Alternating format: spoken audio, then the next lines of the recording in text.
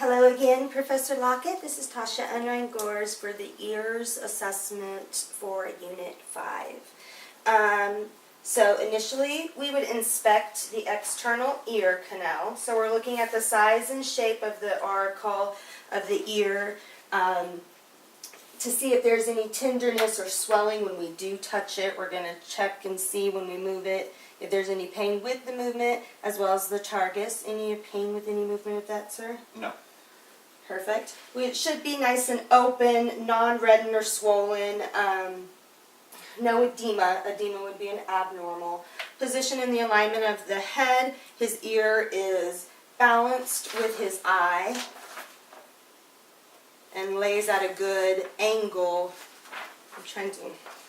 Lays at a good angle from his head. So his ear would be positioned normally. Some people's ears can be down, lower, and further at an angle, tilted.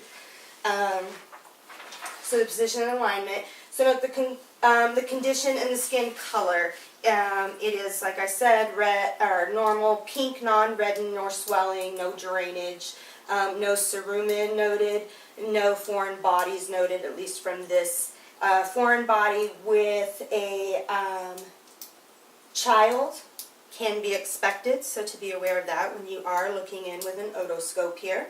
So the otoscope examination of the external ear canal, don't have an otoscope, but you would get a probe cover that is as big as the ear canal will fit. So for an adult male, you probably have one of the bigger sizes versus a pediatric where you'd have a more narrow size.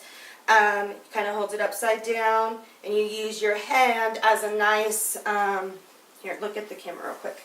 Use your hand as a nice block so that you're not pushing too far in with that otoscope and looking. So you would look for an adult, you pull up and back, and you go in with the otoscope and look. You're looking for any discharge beforehand, before you actually are looking at the tympanic membrane. Once you get to the tympanic membrane, normal is a shiny, translucent, pearly gray. Colored yellow or amber discharge. Okay, you can look straight now. Perforation can be indicative of, if you see a lot of yellow inside, it can be indicative of an ear infection that had perforated. So the position of it should be flat. If it's bulging or reactant to a vacuum, that can be abnormal, or if it has hypomotility. The integrity of the membrane, it should be intact. There can be scarring on it secondary to ear infections as a child, and the perforation, which we talked about. And there can be vesicles on the drum as well, which would be abnormal. So the testing, hearing event, so the voice test, I'm going to stand 2 feet away from him. I'm going to have you block this ear, sir, with your finger, right on the targus. I'm going to stand 2 to 3 feet away from him, and you do 6 total syllables, 3 letters, 3 letters, 3 numbers, and you want the patient to respond back. So I'm going to whisper and see if he can respond back. P-R-O 1, 2, 3. Can you repeat that?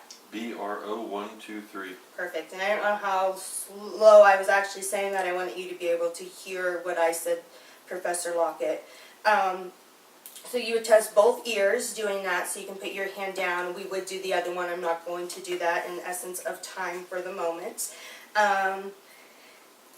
And so the tuning fork, Jarvis doesn't recommend using that. It's not used for general screenings anymore, but that would be the metal tuning fork that you would hit and put on the mastoid bone, and the patient will let you know when they stopped hearing it, and then you do it again on the occipital.